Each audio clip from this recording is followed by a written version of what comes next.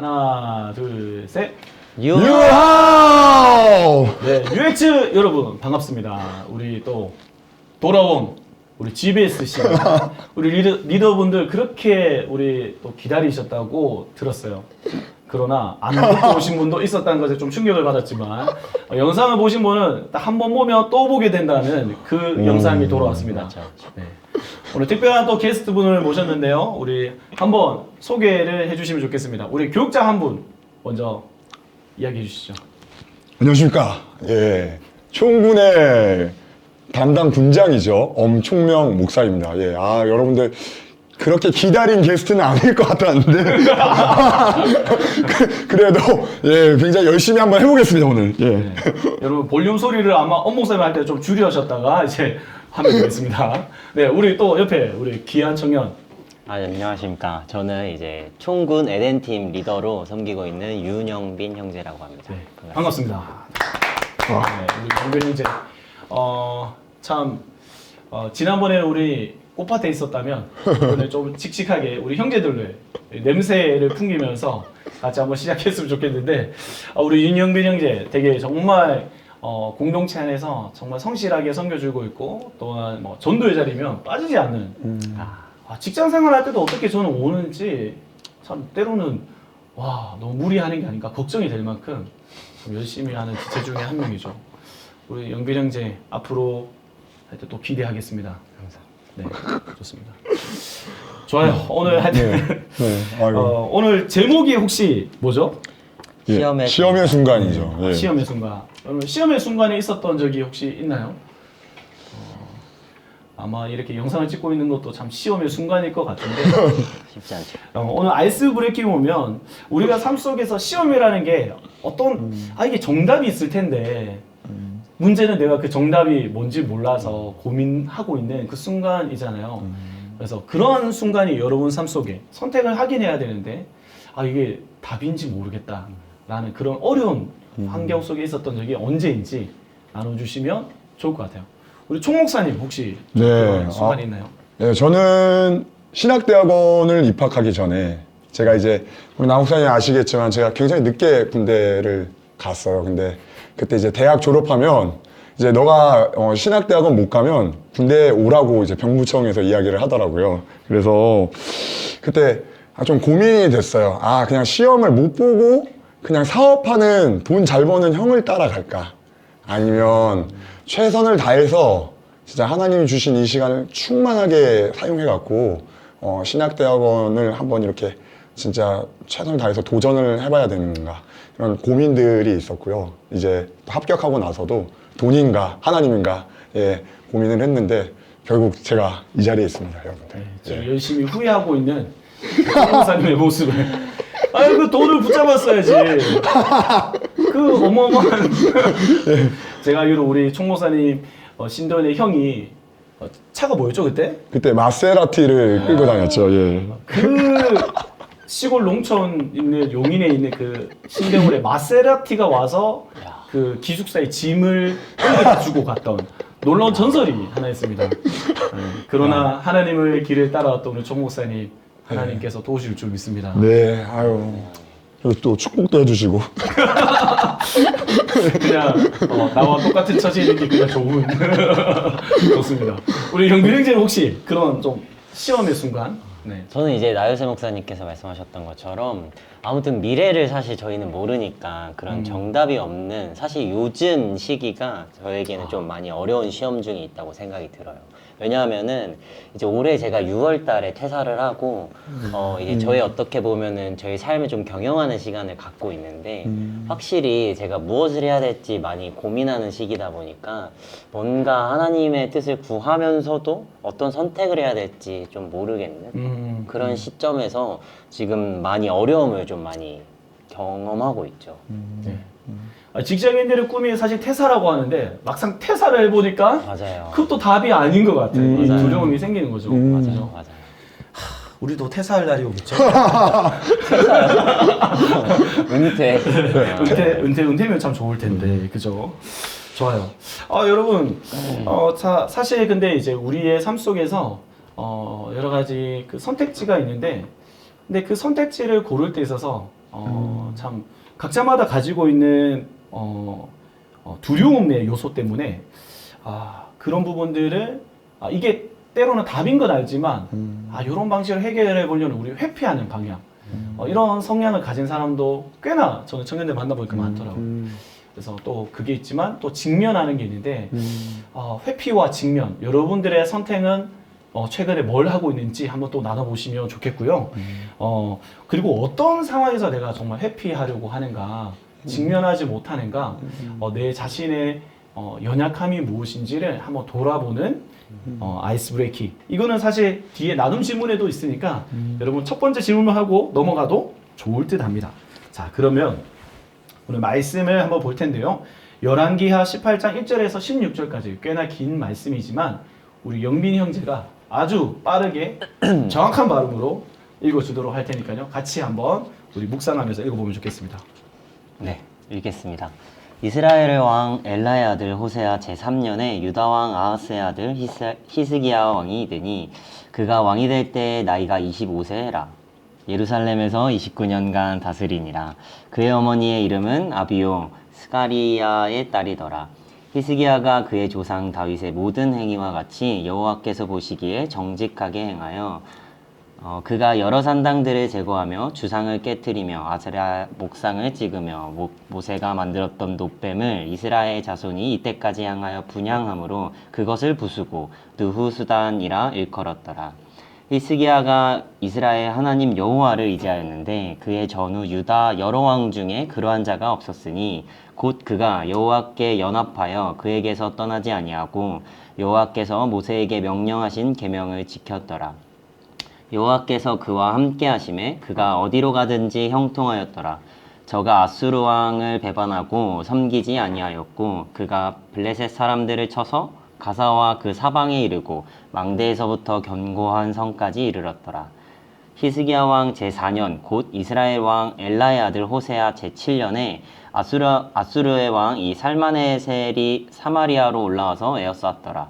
3년 후에 그 성읍이 함락되니 곧 히스기야의 왕의 제6년이요 이스라엘 왕 호세아의 제9년에 이 사마리아가 함락되매 아수르 왕이 이스라엘을 사로잡아 아수르에 이르러 고산 강가에 있는 할라와 하볼과 메대 사람의 여러 성읍에 두었으니 이는 그들이 하나님 여호와의 말씀을 듣지 아니하고 그의 언약과 여호와의 종 모세가 명령한 모든 것을 따르지 아니하였음이더라.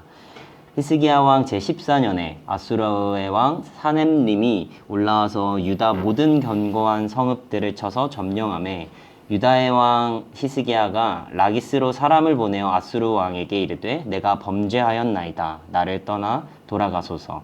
왕이 내게 지우시는 것을 내가 당하리이다 하였더니 아수르 왕이 곧 은 300달란트와 금 30달란트를 정하여 유다 왕 히스기야에게 내게 한지라.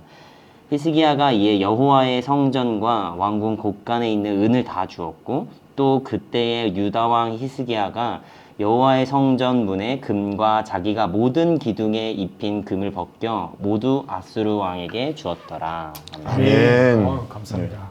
너무나도 어려운 이제 단어와 여러 가지 글들이 많은데 여러분들이 아마 좀 헷갈리는 부분도 많을 것 같아요. 그러나 찬찬히 우리가 함께 좀 읽어보면 이 내용들이 얼마나 큰 은혜의 또 말씀이 될지 우리 기대하면서 보도록 하겠습니다.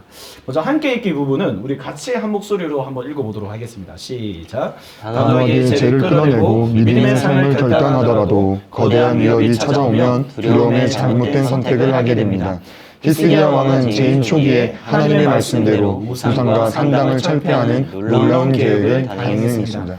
하지만 믿음이 연약해졌을 때 시험이 찾아오자 직면이 아닌 회피하는 방식으로 해결하자 이스라엘은 큰 위기에 빠집니다. 북이스라엘을 정복한 아수르가 이제 히스기야가 다스리는 남유다를 침공해 위협하고 있습니다. 당신이 히스기야라면 어떻게 이 문제를 해결하겠습니까? 아멘. 여러분 히스기야라는 그 인물이 과거의 왕이지만 왕 같은 제사장으로 부름을 받은 우리가 만약에 히스기야 상황이라면 좀 묵상을 그렇게 하면서 우리가 함께 나누면 좋을 것 같아요. 오늘 본문의 배경을 좀 이해할 필요가 있을 것 같아요. 여러분들 히스기야 왕 어차피 관찰 1권에서 좀 이야기를 하겠지만 히스기야 왕은 정말 역대급 왕 중에서 선한 왕으로 너무나도 하나님 보시기에 정말 잘했던 왕으로 뽑히는 왕입니다. 그래서 그럼에도 불구하고 오늘 어떠한 부분이 좀 아쉬움이 있는지 좀 그 부분을 이 열왕기서는 왜 우리가 바벨론 포로로 끌려가서 망하게 되었는지 그 이유를 강조하기 때문에 이제 반면 거울 치료를 하려고 잘하는 것보다도 못하는 부분을 되게 강조하거든요. 그런데 그럼에도 불구하고 되게 잘한 부분이 많았던 왕인데 그런 왕에게 이 연약함은 무엇이었는지 좀 그 포인트를 잡아서 보면 좋을 것 같습니다. 첫 번째 관찰 1번 우리 목사님이 한번 읽어주시죠. 성경에서 재임축이 히스기야 왕을 어떻게 평가합니까? 이런 평가를 받게 된 근거는 무엇입니까? 네, 3절의 말씀을 제가 한번 읽어드리겠습니다. 히스기야가 그의 조상 다윗의 모든 행위와 같이 여호와께서 보시기에 정직하게 행하여. 오늘 재임 초기 히스기야 왕을 하나님께서 어떻게 오늘 성경에서 평가하고 있죠? 정직하게 행하여. 네, 정직하게 행했다. 하나님이 보시기에 그 사람은 정말 그 중심이 괜찮아, 깨끗했다, 투명했다. 그런 사람 있잖아요, 맞죠? 우리 공동체에 누가 있을까요? 나 요셉. 맛있는 거 마치고 회식을 해야 될 것 같은 센스가 있습니다. 저는 근데 우리 총목사님 보면 정말 아예. 투명하지 않나요? 맞아. 너무 투명해서 걱정되는. 아유. 많이 탁합니다. 진짜 제가 처음 봤을 때 너무 투명한 우리 총목사님 지금은 좀 많이 탁해지긴 했어요. 네. 그러나 여전한 그 순수함이 있는 우리 목사님인데요. 하나님께서 히스기야 왕을 이렇게 특별히 하나님 보시기에 정직하게 행했다. 정말 선한 왕으로 말씀하시면서 특별히 누구와 닮은? 다윗 왕과 닮은, 하나님 마음에 꼭 들었던 그 다윗 왕과 닮은 존재로 이야기를 합니다. 여러분, 우리가 이스라엘 왕들에 대한 평가를 할 때 좋지 않은 왕에 대해서는 항상 나왔던 대명사가 있었습니다. 바로 여로보암이라는 왕의 길을 따라 행했다. 근데 그렇지 않고 가장 표준 모델이 되는 다윗 왕을 따라 행했던 왕으로 이제 오늘 히스기야를 설명합니다. 그런 근거가 무엇인지 4절에서 6절 말씀을 우리 영균이 형제가 한 번 더 읽어주시면 좋겠습니다. 그가 여러 산당들을 제거하며 주상을 깨뜨리며 아세라 목상을 찍으며 모세가 만들었던 놋뱀을 이스라엘 자손이 이때까지 향하여 분향함으로 그것을 부수고 느후수단이라 일컬었더라. 히스기야가 이스라엘 하나님 여호와를 의지하였는데 그의 전후 유다 여러 왕 중에 그러한 자가 없었으니 곧 그가 여호와께 연합하여 그에게서 떠나지 아니하고 여호와께서 모세에게 명령하신 계명을 지켰더라. 네. 여러분, 히스기야가 오늘 사실 여러분 2절의 말씀을 보시면 왕이 될 때 나이가 25세입니다. 반오십. 와. 우리 영균 형제 나이 몇 살이죠? 제가 30이죠. 저보다 5살 어린. 예. 계란 한 판 이제 채웠는데 그것보다 더 어린 25살이 되었는데 하나님 보시기 정직하게 행해서 정말 다윗의 왕이 행했던 그 길을 행했다고 평가가 아주 좋은 평가를 받고 있는데 그 이제 근거들이 이제 나오고 있습니다. 여러분 또 기억해야 될 게 이 히스기야 왕의 아버지는 아하스 왕이었는데 여러분 이 말씀을 묵상하신 분들 알겠지만 아하스 왕은 정말 악했거든요. 그 악한 아버지가 있음에도 불구하고 선한 자녀의 모습, 그 저주를 끌어내고 선한 삶을 살았다는 것은 참 멋진 왕 중의 왕이라는 것을 알 수 있는 것 같은데 그 모습의 하여튼 열매적인 측면을 한번 보면요. 오늘 4절에서 첫 번째로 말한 게 여러 산당을 제거했다라고 말해요. 산당은 산당이라는 게 높은 산 위에 지어진 우상을 숭배하던 그런 곳이었는데 여러분 이게 사실은 가나안 땅을 점령하기 전부터 이런 산당들이 지어져 있었거든요. 그런데 문제는 거기 있는 신앙과 하나님 여호와 신앙이 합쳐져서 함께 간 거죠. 요걸 좀 설명을 여러분들 좀 드리자면 그러니까 많은 왕들이 다른 개혁을 많이 했는데 이 산당을 제거하지 못했다. 맞죠? 네. 맞죠. 그래서 이런 좋은 일을 했는데 산당은 제거하지 못하였더라. 이런 평가들이 많이 나오는데 그 산당을 제거했다는 거군요. 요걸 좀 오늘날로 좀 비유를 하자면 사실 우리나라의 토속적인 신앙과 복음이 우리 선교가 돼서 복음이 들어왔지만 이 잘못된 신앙과 이 복음이 섞여져 있는 신앙 어떤 게 있을까요? 사실 이거는 뭐 천주교 쪽에선 제사 관련된 부분 이렇게 결탁을 했죠, 결국에는. 네. 예, 예. 그렇죠. 예, 예. 제사를 계속 여전히 그 천주교는 인정해주는 어떤 그런 부분에 대해서도 말할 수 있을 것 같고요. 사실 기독교 안에도 저는 좀 이렇게 표현하겠지만 기복신앙, 우리나라에 가지고 있는 그 샤머니즘이고 토속적인 어떤 잘 되기를 바란 마음이 너무 크다 보니까 이게 하나님과 이렇게 합쳐져서 성공이 마치 복받은 하나님 잘 믿는 사람에 나타나는 그 세상적인 기준 성공이죠. 그러니까 그것으로 평가하는 그런 모습들. 근데 이런 것들은 쉽게 사라지지 않거든요. 교회가 지어져도 여전히 그 안에서 잘못된 거짓 복음이 함께 자라고 있는 모습들을 보게 되는 거죠. 근데 히스기야는 그것을 제거했다라는 거예요. 이런 사람은 뭐라고 해야 될까요? 제가 봤을 땐 굉장히 예민하다고 해야 될까요? 어떻게 예민할 수 있었는지 오늘 말씀에 좀 보면요. 저는 이 말씀이 되게 마음에 와닿는데 일단 5절에도 이런 말을 하죠. 히스기야는 이스라엘 하나님 여호와를 의지하였다라고 말하고 그의 전후 유다와 여러 왕조에 그러한 자가 없었다. 비교가 되지 않는 탁월함을 가지고 있는데 그 탁월함 중에 정말 유일한 비결이라고 말할 수 있는 게 저는 사실 6절에 보면 그가 여호와께 연합했다는 말이 나오거든요. 연합했다. 사실 이 연합이라는 말은 어디서 표현이 많이 되죠? 공동체. 공동체. 또 하나님의 공동체에 특별히 남자와 여자의 부부, 결혼 생활을 표현할 때 많이 쓰는데요. 그는 정말 딱 하나님께 붙어 있었다. 가까이 하고 있었다.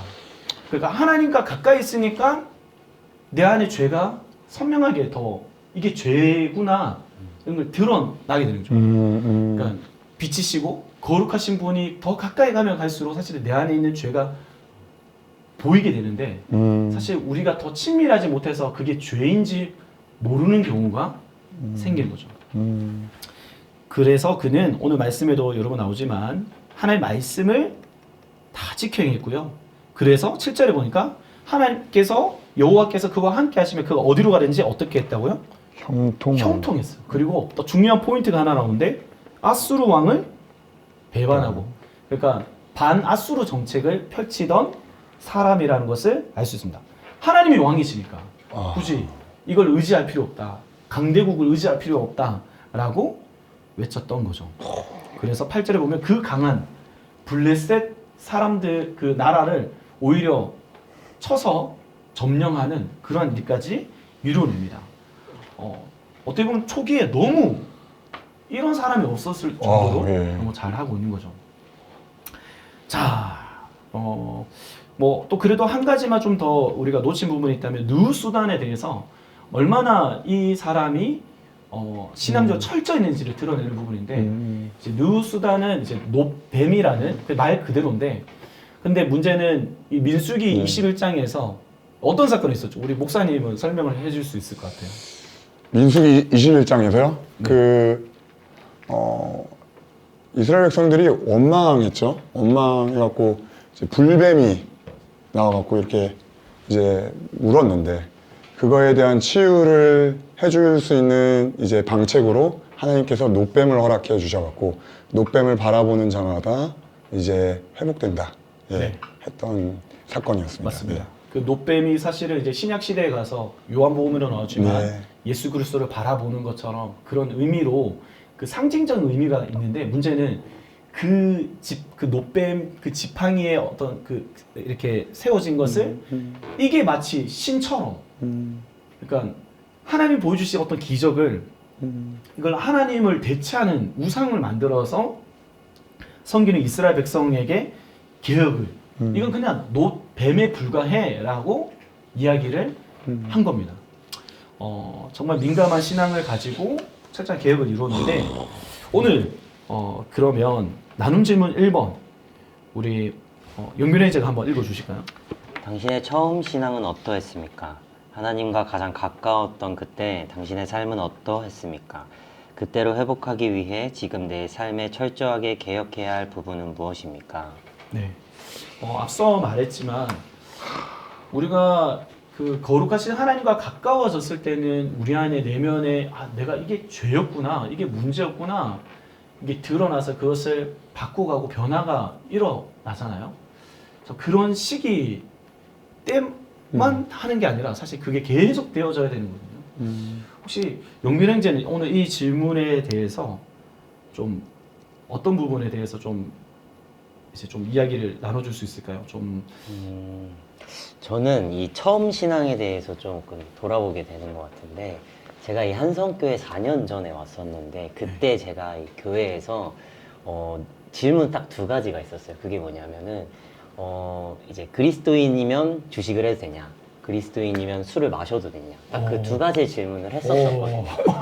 근데 그게 이제 결론적으로는 제가 이제 명준 목사님한테 이제 들으면서 이 결론적으로는 사실상 이 우리나라의 어떤 이 술 문화가 이 죄를 낳게 하고 사실 이 돈 문화가 사실 더 욕심을 만들게 하니까, 근데 사실상 그것들의 자체에선 죄가 아닌데 그거를 추구하는 사실 결국에는 그 어떤 문화가 사실 죄를 만드는 것 같아서, 사실 제가 가장 그 두 가지에 예민했었는데 그게 이제 하나님의 말씀을 계속해서 듣고 은혜를 받으면서 자연스럽게 우리나라의 문화에서 그것들을 경계하게 되더라고요. 그래서 그런 의미에서 저의 첫 신앙이 좀 떠오르는 것 같은데, 제가 지금 또 이제 일을 쉬지 않습니까? 네. 그래서 돈에 많이 이렇게 좀 이 경제적인 압박이 있는 시기였다 보니까 주식을 다시 주식을 다시 하는 건 아니고 그래서 그런 의미에서 이 돈을 내가 어떻게 생각하고 있나를 계속해서 또 고민하고 있는 것 같아요. 그런 의미에서 이 처음 신앙을 좀 돌아보면은 조금 더 이 하나님의 말씀을 좀 의지할 수 있지 않을까, 이 이스기야의 왕처럼 그렇게 생각이 좀 드는 것 같습니다. 너무 와닿네요. 주식과 이 술에 대해서. 굉장히 청년들이 가지고 있는 많은 고민들이라고 생각하는데 어떤 지체들은 그냥 편안하게 사실 뭐 그 당연한 거냐? 뭐 세상에서 돈 벌 수 있는 루트가 뭐 이런 부분밖에 없고, 아니면 또 술도 뭐 그냥 별거 아닌 척 생각할 수 있지만 이렇게 예민하게 민감하게 하나님과 더 가까워지다 보니까 더 건강을 지키기 위해서 결단하는 모습 진짜 기민하게 이렇게 반응하는 모습들이 멋진 것 같습니다. 우리 총 목사님도 혹시 뭐 있을까요?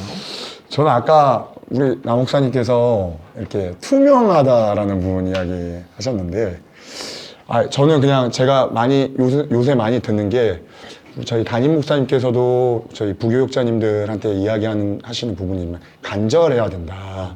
그러니까 하나님 앞에 간절하고 영혼들에게 간절해야 된다라고 늘 말씀을 하셔요. 근데 그 간절함이라는 이야기를 들어보면 제가 처음에는 참 많이 간절했던 것 같아요. 뭐 그냥 그게 더 순수하고 사람이 투명하니까 하나님 앞에 그냥 간절하고 싶은 마음, 영혼한테 간절하고 싶은 마음. 근데 시간이 지나와 보니까 그런 간절함들이 제 안에 너무나 이제 점점 이렇게 잦아드는 모습들을 보게 되더라고요. 그래서 내가 하나님께 간절해야 되는데, 한 영혼을 만나는데도 이 영혼을 진짜 그 하나님의 간절한 마음으로 대해야 되는데, 그런 마음들이 없음에 좀 요즘 많이 저를 이렇게 좀 돌아보고 좀 많이 성찰하게 되는 것 같아요. 근데 오늘 말씀을 통해 갖고 다시금 제가 어디에 서야 되는지 이렇게 다시금 생각해 보게 되고 좀 상기하는 시간이 되네요. 네, 좋습니다. 저도 참 여러 가지 사역을 하다 보니까 이제 좀 익숙해지고 능숙능란해지다 보니까, 예전에는 그런 기술적인 측면들이 반대로 더 많이 애써야 하는, 근데 그 애쓴 가운데 사실 하나님 앞에 더 내가 이렇게 해야 뭔가 우리 성도들에게도 우리 청년들에게도 뭔가 건강한 영향을 미치지 않을까. 근데 오늘날 막 너무 쉽게 그냥 그 자리에 서는 것 같아서 참 다시 처음의 마음을 좀 돌아보게 되는 것 같아요. 그때 더 내 신앙이 우리 공동체로 흘러간다는 것에 대해서 되게 인식을 많이 했던 것 같은데 점점 이런 것들 잊어버린 것 같아서 다시 한번 돌아보게 되는 것 같습니다. 그럼 이제 다음 우리 관찰 2번 질문을 우리 목사님께서 한번 읽어주시죠. 히스기야가 왕으로 섬긴 4년차가 되었을 때 어떤 일들이 있었습니까? 히스기야의 마음이 어떠했을지 나눠봅시다. 네, 9절에서 11절도 우리 목사님 한번 읽어주시죠. 히스기야 왕 제4년 곧 이스라엘의 왕 엘라의 아들 호세아 제7년에 아수르의 왕 살만에셀이 사마리아로 올라와서 에워쌌더라. 3년 후에 그 성읍이 함락되니 곧 히스기야 왕의 제6년이요 이스라엘 왕 호세아의 제9년에 사마리아가 함락되매 아수르 왕이 이스라엘을 사로잡아 아수르에 이르러 고산 강가에 있는 할라와 하볼과 메대 사람의 여러 성읍에 두었으니. 네. 오늘 보니까 히스기야가 이제 왕으로 섬긴 지 4년 차가 되었을 때에 이제 어떤 일이 일어났냐? 9절에서 어떤 일이 일어나게 되죠? 예, 아수르의 왕 살만네셀이 사마리아로 이제 네. 예, 진격을 했죠. 그렇죠? 사마리아는 이제 지금 북이스라엘에 북이스라엘, 남유다와 북이스라엘인데 그 북이스라엘을 이제 공격을 하는데 심지어 10절에 보니까 몇 년 만에 3년 만에 그 성읍이 이 사마리아 성은 무너지지 않을 줄 알았죠. 왜요? 하나님의 나라니까요. 하나님께서 세우신 그래도 이 북이스라엘 아무리 패역하고 잘못했다 할지라도 그래도 이스라엘 하나님의 백성이니까 무너지지 않을 줄 알았는데 아수르 왕에게 완전히 함락되게 됩니다. 그리고 이 아수르 왕이 너무 무섭게도 그 이스라엘 백성을 포로로 끌고 와서 곳곳에 오늘 나오는 할라와 하볼과 메대 곳곳으로 이제 사람들을 분산시켜버려요. 이스라엘 백성이라는 그 정체성을 완전히 뿌리 뽑아버리겠다라는 그런 정책을 펼칠 때에 이제 두려운 거죠. 우리 남유다가 남아있지만 우리도 저렇게 되면 어떻게 하지? 그 두려움이 찾아온 겁니다. 정말 마음이 힘들었겠죠. 아마 의문도 생겼을 것 같아요. 하나님 정말 어디 계시냐? 도대체 남유다의 왕이 사실 하나님이신데 또 그 북이스라엘 왕도 하나님이신데 근데 살만에셀 왕이 이겼다. 하나님보다 더 큰 존재인가? 두려움에 빠질 수 있다는 거죠. 관찰 3번을 우리 영빈 형제가 한번 읽어주시죠. 아수르가 유다의 견고한 성읍을 점령하기 시작하자 히스기야는 이 문제를 어떤 방식으로 해결합니까? 네, 13절부터 16절까지 한번 읽어주시죠.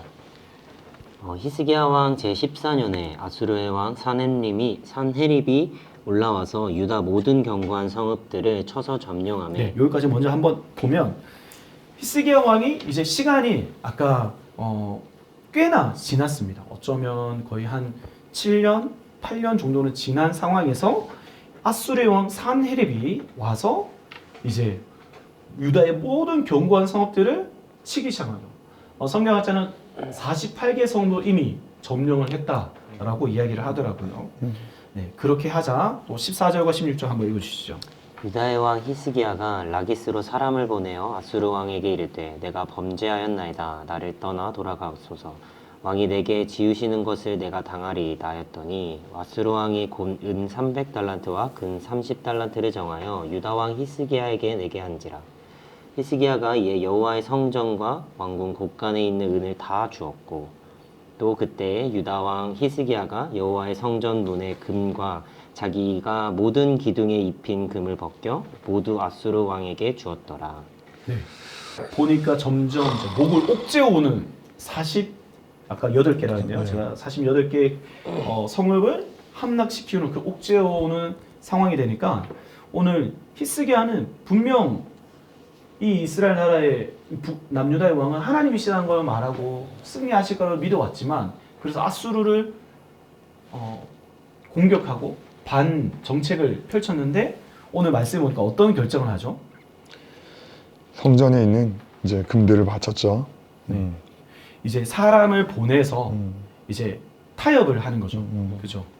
오히려 아수르 왕에게 우리가 잘못했다. 엎드리고 제발 우리만 살려달라.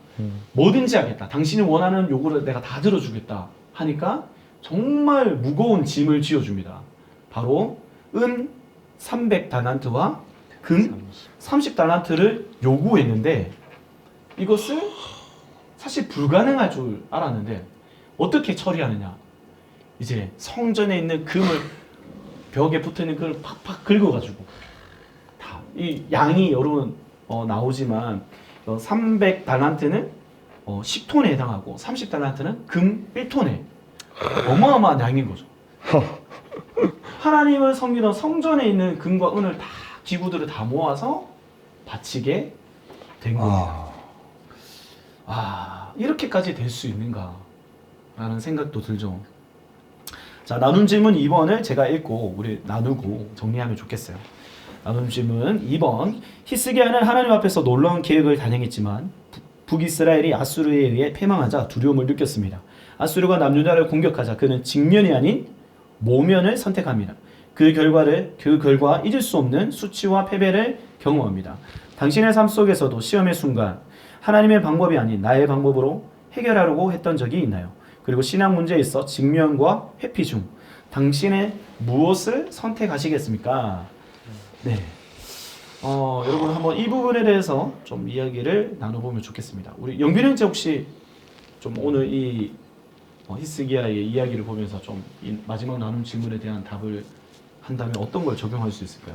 네, 그런 생각이 들어요. 이 두려움을 느꼈다라는데 제 14년에 히스기야가 아무튼 시간이 이르러서 그동안 히스기야는 분명 기도했을 거라 생각이 드는데 근데도 아무튼 시간이 흘러도 아수르가 결코 망하지 않는 모습들을 보이면서 그 두려움은 더 커졌을 것 같아요.